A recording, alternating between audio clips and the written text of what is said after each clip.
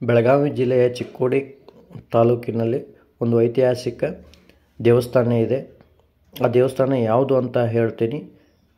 ಚಿಕ್ಕೋಡಿಯ ಬಸವಣ್ಣ ಅಂಥೇಳಿ ಪ್ರಸಿದ್ಧಿ, ಅಥವಾ ಕರೋಸಿ ಬಸವಣ್ಣ ಅಂಥೇಳಿ ಕರೀತಾರೆ. ಈ ಬಸವ ಸರ್ಕಲ್ದಿಂದ ಸುಮಾರು 4 ಕಿಲೋಮೀಟರ್ ದೂರದಲ್ಲಿ ಈ ದೇವಸ್ಥಾನ ಇದೆ. ಹಾಗೂ ಗೋರ್ಮೆಂಟ್ ಬಸ್ ಸ್ಟ್ಯಾಂಡ್ದಿಂದ ಇದು 5 ಕಿಲೋಮೀಟರ್ ಆಗುತ್ತೆ. ಮುಧೋಳ, ಗೋಕಾಕ್, ಹುಕ್ಕೇರಿ, ಬೆಳಗಾಂ ಈ ಭಾಗದಿಂದ ಸಹ ಬರೋಕ್ಕೆ ಅನುಕೂಲ ಇದೆ. ಬಸ್ಸಿನ ಅನುಕೂಲ ತುಂಬ ಇದೆ ಸ್ನೇಹಿತರೆ. ಬೆಳಗಾವಿನಿಂದ ಬರೋರು ಡೈರೆಕ್ಟ್ ಚಿಕ್ಕೋಡಿಗೆ ಬಸ್ ವ್ಯವಸ್ಥೆ ಇದೆ. ಅಲ್ಲಿ ಆನ್ ದ ವೇ ಆ ದೇವಸ್ಥಾನಕ್ಕೆ ಇಳಿಬಹುದು. ಅಥವಾ ಈ ಮುಧೋಳ ಅಥವಾ ಗೋಕಾಕ್ದಿಂದ ಬರುವಂತಹವರು ಈ ಬಸವ ಸರ್ಕಲಲ್ಲಿ ಇಳಿದುಬಿಟ್ಟು ಇಲ್ಲಿಯ ಒಂದು ಆಟೋ ಮೂಲಕ ಹೋಗ್ಬೋದು ಸ್ನೇಹಿತರೆ. ಈ ದೇವಸ್ಥಾನ ಈ ಸರ್ಕಲ್ದಿಂದ ಆಗಲೇ ಹೇಳಿದ ಹಾಗೆ 4 ಕಿಲೋಮೀಟರ್ ದೂರ ಇದೆ. ತುಂಬ ಚೆನ್ನಾಗಿದೆ. ಐತಿಹಾಸಿಕ ಒಂದು ಕ್ಷೇತ್ರ ಕೂಡ ಹೌದು. ಈ ದೇವಸ್ಥಾನದಲ್ಲಿ ಈ ಬಸವಣ್ಣ ಯಾವ ಥರ ಉದ್ಭವ ಆಯಿತು, ಇಲ್ಲಿ ದೇವಸ್ಥಾನ ಹೇಗಾಯಿತು ಅಂತ ತುಂಬ ಒಂದು ಕಥೆ ಇದೆ ಸ್ನೇಹಿತರೆ. ಏನು ಅಂತ ನಾನು ನಿಮಗೆ ಹೇಳ್ತೀನಿ. ತುಂಬಾ ಚೆನ್ನಾಗಿದೆ. ವ್ಯೂ ಆಫ್ ಪಾಯಿಂಟ್, ಫೋಟೋ ಆಗಿರ್ಬೋದು, ತುಂಬ ಚೆನ್ನಾಗಿ ಬರುತ್ತೆ. ಟ್ರೆಕ್ಕಿಂಗ್ ಕ್ಯಾಂಪ್ ಕೂಡ ನಾವು ಮಾಡಬಹುದು. ರಜೆ ಹಾಲಿಡೇಸ್ ಇದ್ದಾಗ ಈ ಭಾಗದಲ್ಲಿ ನಾವು ಒಂದು ಟ್ರೆಕ್ಕಿಂಗ್ ಕ್ಯಾಂಪ್ ಮಾಡಲು ತುಂಬ ಅನುಕೂಲ ಇದೆ. ಎರಡೂ ಬದಿಯಲ್ಲಿ ಮರಗಳು ನೋಡಲಿಕ್ಕೆ ತುಂಬಾ ಚೆನ್ನಾಗಿ ಕಾಣಿಸುತ್ತೆ. ಫೋಟೋಸನ್ನು ಚೆನ್ನಾಗಿ ಬರುತ್ತೆ. ಅಷ್ಟೇ ತಿಳಿಯಾದ ವಾತಾವರಣವೂ ಕೂಡ ಇದೆ. ಈ ದೇವಸ್ಥಾನ ಸುತ್ತಮುತ್ತಲೂ ಸಹ ವಿಶಾಲವಾದಂತಹ ಪ್ರದೇಶ ಇದೆ. ಈ ದೇವಸ್ಥಾನವನ್ನು ಪೂಜೆ ಮಾಡ್ತಿರುವಂತಹ ಮನೆತನಗಳು ಒಂದು 5 ರಿಂದ 6 ಮನೆತನಗಳು ಮಾತ್ರ ಇಲ್ಲಿ ವಾಸ ಮಾಡ್ತಾ ಇದ್ದಾರೆ. ಇಲ್ಲಿಯ ಈ ದೇವಸ್ಥಾನದ ಬಗ್ಗೆ ಕೆಲವು ಹಿರಿಯರ ಬಗ್ಗೆ ನಾವು ಕೇಳಿದಾಗ ಒಂದು ಕಥೆಯನ್ನು ಹೇಳಿದರು ಅವರು. ಅದೇನು ಅಂತ ನಿಮ್ಗೆ ತಿಳಿಸ್ಕೊಡ್ತೇನೆ.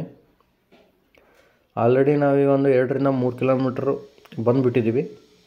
ಸೊ ಕೊನೆಯದಾಗಿ ನಾವು ಡೆಸ್ಟಿನೇಷನನ್ನು ತಲುಪಿದ್ದೀವಿ.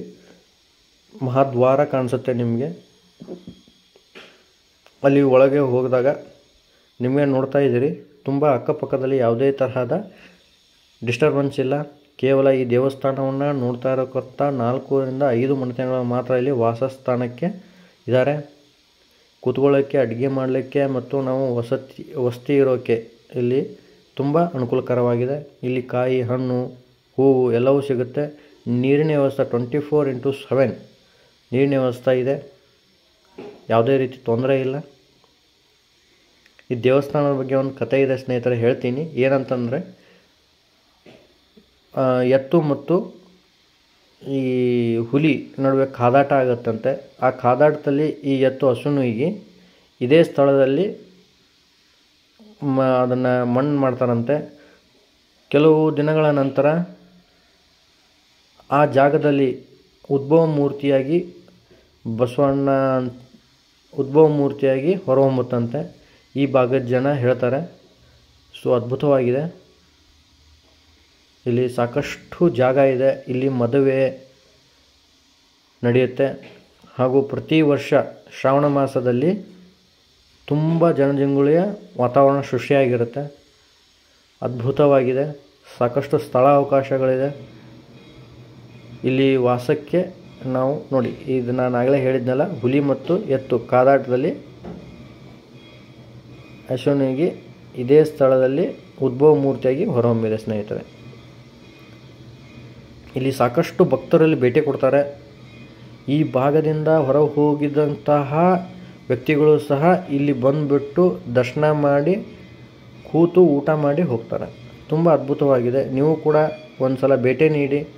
ಒಂದು ಪೀಸ್ಫುಲ್ ಮೈಂಡ್ ಸಿಗುತ್ತೆ ನಿಮಗೆ. ನೆಮ್ಮದಿಯ ವಾತಾವರಣ ಇದೆ.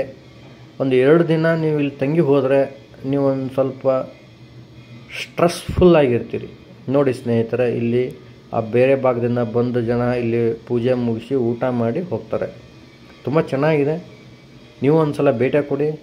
ಅದೇ ತರಹ ಈ ವಿಷಯವನ್ನು ನಾನು ಹೇಳಿದ್ನಲ್ಲ, ದಯವಿಟ್ಟು ಸಬ್ಸ್ಕ್ರೈಬ್ ಆಗಿ. ಮತ್ತೊಂದು ವಿಡಿಯೋ ಮಾಡಲಿಕ್ಕೆ ಇಂಥ ಸುಮಾರು ವಿಡಿಯೋಗಳಿದೆ, ಅದನ್ನು ನಾನು ಮಾಡ್ತೀನಿ.